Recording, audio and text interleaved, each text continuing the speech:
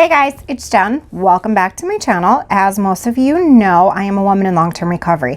If you are new here, welcome. If you are returning, thank you. I'm also a CARC, a CRPA, a rape crisis counselor, and a Narcan trainer. Sorry, I'm watching Frankie tootle around over here and hoping she doesn't try and chew on any of my wires. So if you guys look at my description box down below, you'll find the link to all my social media, my Amazon wish list, things that I've been involved with. Frankie, please don't eat that plant. You will also find the link to a documentary that I was involved in, and it's called Smacked. My now very good friend, Jessica Vecchione, is the director, maker, the whole enchilada. She is an independently run, woman-owned production, and I love her dearly, so please go check out her page as well. Yeah, so a couple of things. Jared is healing up well. He overdid himself a little bit the other day when he helped me put Bella's bedroom set together. So, you know, that whole bend over thing is really true when you have that much stuff going on, you know, in your mouth. But yeah, he's doing very well. What else? Let's see. So I went to the doctor again today and they upped my medication. So I was starting to feel better. And then this week I'm just not. So hopefully, that will be, you know, it's going to be a little bit of a waiting game, I guess. I have a minor mitral valve prolapse, and some thickening of some walls or muscles or some poopla. I don't really know. And, you know, it's going to have to be a play with the medication to figure out what's going to work and what's not going to. So some days are better than others. Other days, I feel like a 120-year-old lady. Other days, it's fine. But it's just hit or miss. And like the doctor said to me today, because I explained to her how frustrated I am with all of it. She said, how long have you been feeling this for? How long has this been going on? And I said, 8 to 12 months. She goes, that's how long it's going to take to fix it. And I was like, point taken. Okay, so sorry if you can hear Frankie eating in the background. I'm trying to introduce her to solid foods because I'm tired. So she's actually having a scrambled egg with some brown rice and some beans and some kale and some chicken, some boiled chicken. I couldn't remember else what I put in there. And some goat milk.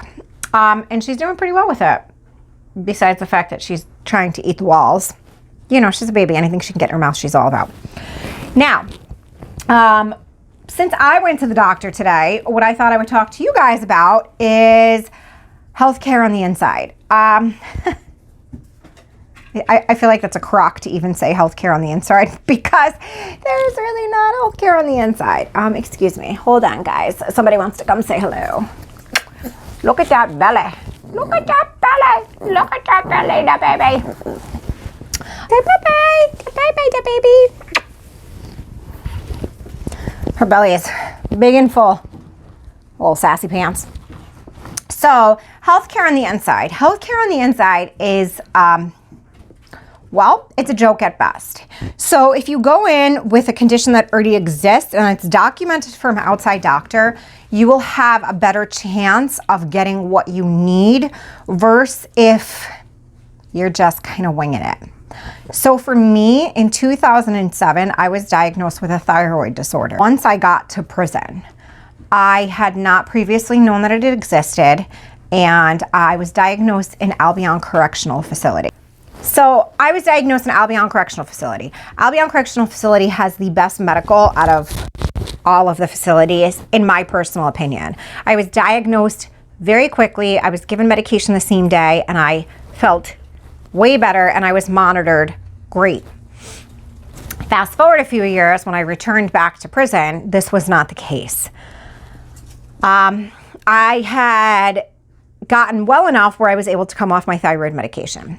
Turns out from all the stress and not eating properly and being in active addiction and all that other stuff, I was not able to stay off that medication. My thyroid problems started acting up again.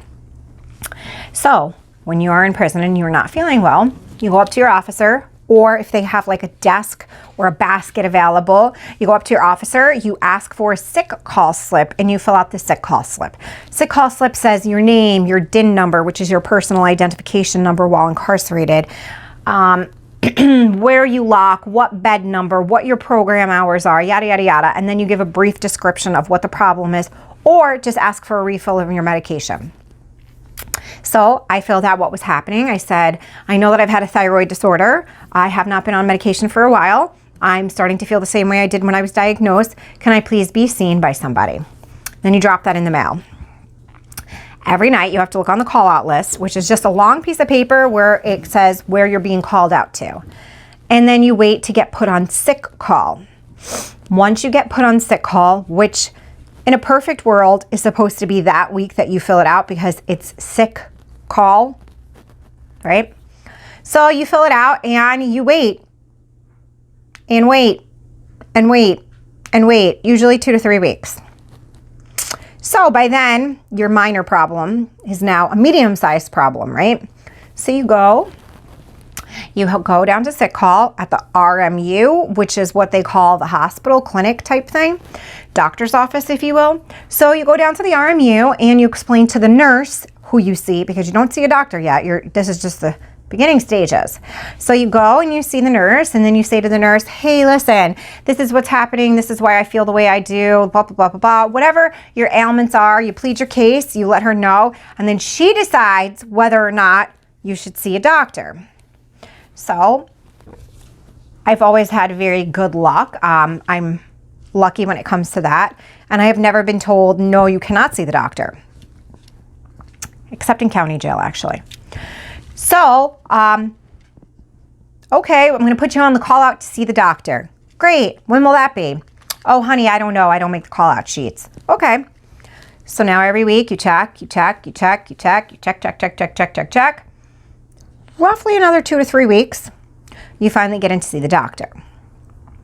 You get in to see the doctor, you plead your case, you explain to the doctor what's happening, and the doctor decides whether you need to see a specialist, which for me, it would be an endocrinologist, because that's what, you see when you have a thyroid disorder. And then you have to wait another 2 to 3 weeks, 4 to 6 weeks, whatever it may be, in order to see the endocrinologist, whatever the specialist is that you need to see. So for a drug that they can clearly see you've been on before, that will help your entire cause, because they prescribed it to you from the get-go, has now, instead of taking you 1 doctor visit, has now taken you, okay, are you ready for this? Upwards of 10 weeks to get put on. So you're looking roughly at about 2.5 months before you can get some relief. And then we all know when you take medication, it takes, depending on the medication, it can take 48 hours to 2 weeks to really fully get into your system. So that is what it's like trying to do anything for your health while you're incarcerated. And that's being at a good facility. Unfortunately, God forbid you are in lock or seg or any of that. When you have an issue that comes up, good luck, girl. You could hold your breath and pass out trying to even get a sick call slip. It's bad. It's bad. Yeah, it's not even that it's bad, it's sad, actually. The whole entire process of trying to take care of your health while incarcerated is horrible. And that's if you come with a pre-existing condition that they're already fully aware of. If you don't have a condition and you come in and you develop one and you have to go through all those steps, it is absurd, because the first time you get to see the doctor, they're not going to believe you. It's just, it's just the way the cookie crumbles, unfortunately. They're not going to see you. They're not going to believe you, this, that, and the third. And you're probably going to have to drop 3 to 4 sick call slips and go through the process and keep, berating the nurse to the point that, she says something to the doctor. And then finally, they'll be like, let's draw some blood. Let's see if we have any proof behind, any validity behind your requests and your sickness. So once that happens, then and only then, you have to wait as well to get put on a sick call slip to get blood taken. Then once you get your blood taken, then you have to wait to get put on a sick call slip to go back to the doctor. Then after that finally comes in and you have some proof, some validity to your ailments, then and only then will they refer you out to, if you have to see a specialist. And sometimes a specialist comes into the facility. That's your best bet, because if you have to wait to go on an outside trip, outside trips have to be approved. So in New York State, because that is where I have served all of my time, you have to wait for the doctor to write an authorization. That has to go to the supervisor. Well, I'm sorry, that has to go to the superintendent of the facility. She has to approve it. Well, where I've been, it's always been she's. She has to approve it. Then she has to send it to Albany. Albany has to approve it because they're moving an inmate outside of the facility, whether it's a day trip or not. Then once Albany approves it, then it comes back down the chain, and then and only then the trip can be scheduled for you to be able to go on your outside trip to see the specialist that you need to see in a hospital. It's craziness. Absolutely crazy. Don't commit crimes, kids. Get you absolutely nowhere. I hope you guys are all having a great week, and I hope you enjoyed this. And remember, guys, we recover loudly, so those behind us do not suffer in silence. I will see you guys all on Friday, and I hope you had a great week. Bye.